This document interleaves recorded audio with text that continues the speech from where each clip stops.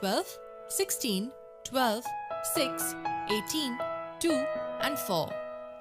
Let's find out the arithmetic mean of these numbers first. We know that it equals the sum of values divided by the number of values. The sum of values would be 12 plus 16 plus 12 plus 6 plus 18 plus 2 plus 4. And there are 1, 2, 3, 4, 5, 6 and 7 values. We divide this sum by 7. 12 plus 16 is 28. 28 plus 12 is 40. 40 plus 6 is 46. 46 plus 18 is 64. And 64 plus 6 is 70. So the mean would equal 70 divided by 7. That gives us 10. So the mean of these 7 numbers is 10. What we are basically doing is finding an approximate central value of a given set of values. So there are a couple of other ways to find the central value. To understand them, we first need to arrange the values in ascending order from the least number to the highest number.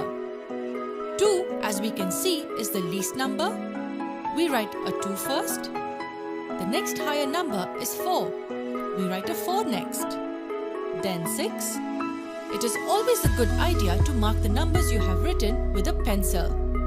If the list is huge, there is a chance that you might miss out a few numbers. So 6 would come next. The next highest number after 6 is 12 and it occurs twice. So we write 12 and 12 here. Then 16, then 18. We write 16 and 18 and that completes our list. Make sure you have covered all values. Arranging it in an ascending order gives us something called the median. The median is the middle value of the list when it's arranged in ascending order. There are 7 values we have here, and we can see that 12 is the middle value. So the median of this set of values is 12. The median is just another way to measure the central tendency. So the mean is the average and the median is the middle value, but only after we have arranged the terms in ascending order. And the third concept is that of a mode. It is the value that occurs more frequently. In our list, we can see that 12 occurs twice and all other numbers occur just once. So the mode of this set of values is 12. Why do we have 3 concepts to know the central tendency? Is different ways to measure central tendency, and we will look at a couple of them in this video. 4, 7, 1, 8 and 10. How do we find the mean and the median of this set of numbers? We have seen that the mean equals the sum of values divided by the number of values. Sum of these 5 values divided by the number of values in the set. The sum of these 5 numbers is 30, and as there are 5 values, the mean will equal 30 over 5, which equals 6. The mean or the average of this set of numbers is 6. To find the median, we arrange the terms in ascending order. We write them as 1, 4, 7, 8 and 10. And after arranging it in the ascending order, the median is simply the value that lies exactly in the middle. It's 7.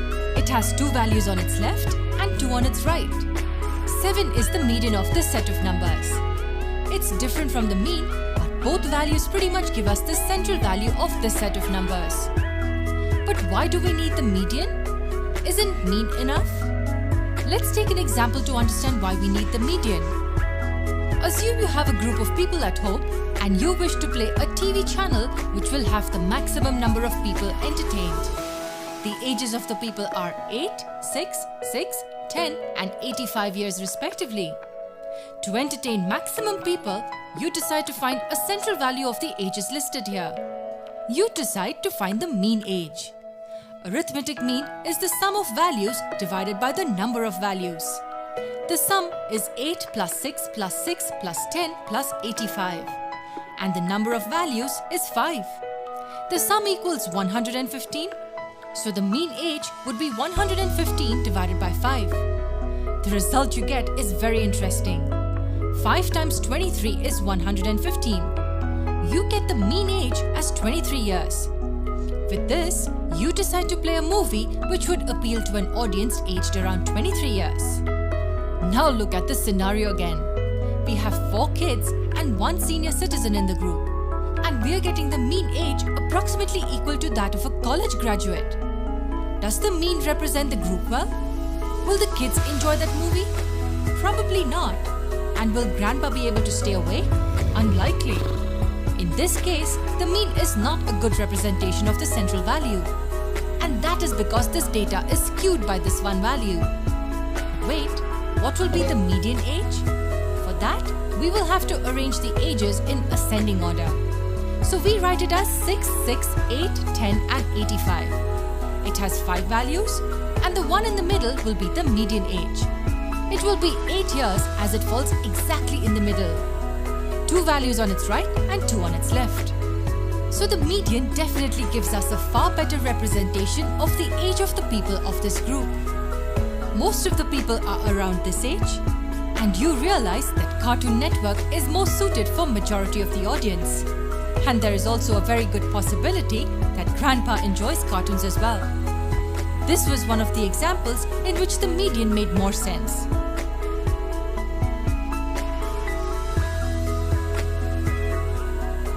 In this module, you will learn collecting and organizing data, representative values such as mean, mode, and median. We have already learned about what is data, types of data, collection of data and tabulation of data, and also put them in form of graphs. But does this sufficient data give us all the related information? Suppose we have a data for train name and its start point and end point. Is this data enough to know whether this train will stop at a nearest station? Or at what time will it reach Mumbai or Delhi? For this, collection of data must be proper. Let us learn this in a more clear sense. As we learned that collection of data must be proper, therefore, before collecting a data, we must know what this data is used for and what more information we require related to data. So, for that, an appropriate data must be collected before tabulating it. Example, suppose we need a railway timetable for noting the arrival and departure time of the trains from Delhi and Mumbai. So for this, they need a list of trains that pass through Delhi and Mumbai with their times. Therefore, a large collection of data is required for evaluating this related information. Therefore, proper collection of data is so important in such cases. When we record a data, we have to organize it, but we do need it. Let us see an example to understand it. Mrs. Sheila goes for shopping and is calculating how much she spent in total for the day. For this, she wrote on a paper the prices of items as 30, 20, 10, 15, 25, 12 and 9. But now she was confused to understand which item was costliest. So her daughter helped her to organize the data in the following way. Now in this form, she got proper data about item prices, but then her son advised her to organize it in such a way that the items with greater price must be kept at top. So finally Mrs. Sheila got the data organized in such a way that by seeing the table, she could easily get related information such as which item is costliest and which one is cheaper. Thus, organizing data in a better way helps us to easily understand and interpret the data. Now, let us learn about the term average. In your daily life, you must have come across many people saying that the average speed of the bike is 110 km per hour. The average temperature in a year is 35 degrees. Soham spends an average of 5 hours a day on his mobile. How is it calculated? Do you think the above statements are true? Let us see it. The speed of bike is not always 110 km per hour, but it may run at a speed of 120 km per hour. or 100 km per hour also. But if we take an average of all these, we can get that nearly 110 km per hour the bike. Similarly, Soham may have spent 4 hours on his mobile someday, or 6 hours or more. By average, we take as 5 hours, just to balance it. Thus, we see that average is a number that represents or shows the central tendency of a group of observation of data. Since average lies between the highest and lowest value of the given data, we say average is a measure of the central tendency of the group of data. Different forms of data need different forms of representative central value to describe it. One of these values is arithmetic mean. Let us study it next. The most common representative value of a group of data is the arithmetic mean, or the mean. The average or arithmetic mean, AM, is simply called mean, is defined as mean is equal to sum of all the observation divided by number of observation. Let us see an example to understand it.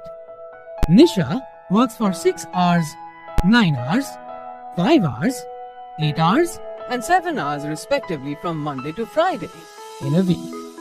How many hours does she work daily on an average? Solution. The average hours Nisha works would be the total of the number of hours she worked divided by number of days she worked. That is equal to 35 divided by 5 equals to 7 hours. Thus, we get Nisha worked for 7 hours daily on an average. So, the arithmetic mean of the data is 7 hours. Similarly, we can calculate the average or arithmetic mean, or simply mean, by adding the number of data divided by count of number of data.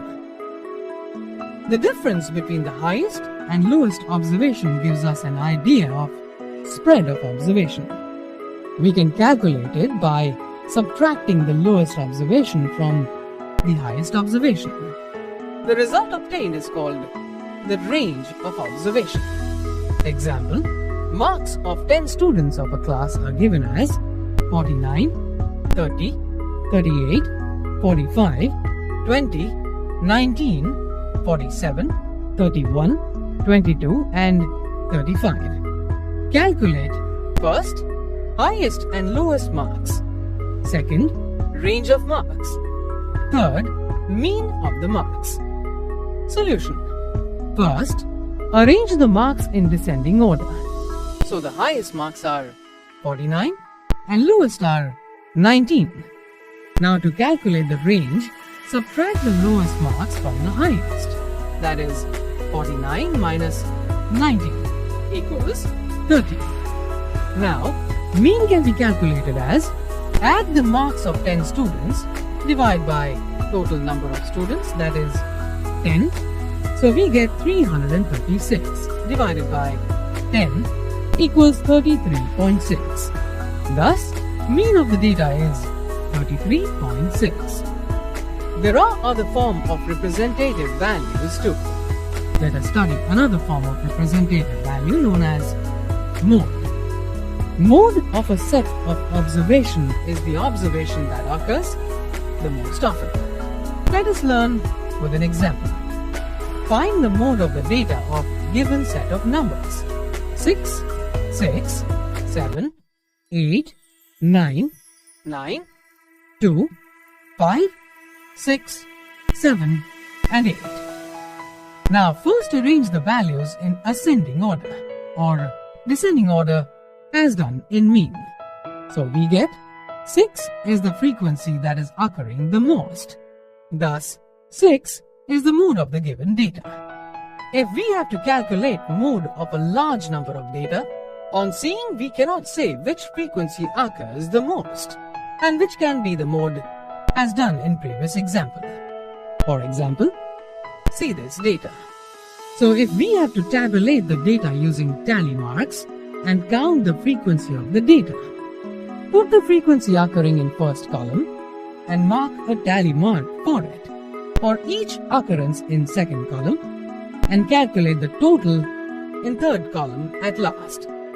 Let us do an example for this. Hence, we can get the count for highest occurring frequency from the table. Here, 4 is the highest occurring frequency. So, 4 is the mode of the data. Let us learn another measure of central tendencies, known as median. Median refers to the value which lies in the middle of the data when arranged in an increasing or decreasing order, with half of the observation above it and the other half below it, if number of observation is odd. Let us learn with example. Find median of the given data: 6, 18, 22, 9, 15, 20 and 11. First, arrange them in ascending order. So we get 6, 9, 11, 15, 18, 20 and 22. As per definition, the middle value in this data is 15. Therefore, 15 is the median of the given data.